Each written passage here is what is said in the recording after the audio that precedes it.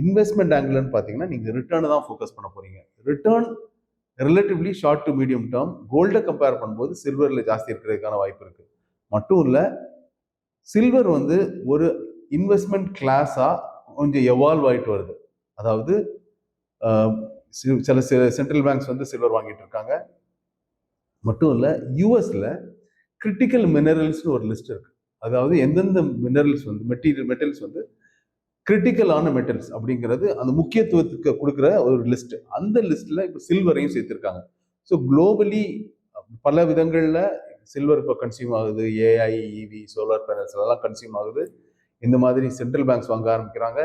Critical mineral லிஸ்ட்ல யூஎஸ்ல வந்திருக்கு. இதனால சில்வர் நல்லா எவால்வ் ஆயிட்டு இருக்கிறதுனால சில்வர் ரிலேட்டிவ்லி பொட்டன்ஷியல் ஜாஸ்தி இருக்கும். இனிமே கன்சிஸ்டண்டா நீங்க ஒரு ப்ரெஷியஸ் மெட்டல்ல அதுக்கு ஒரு முக்கியத்துவமான இடம் கொடுக்கலாம்.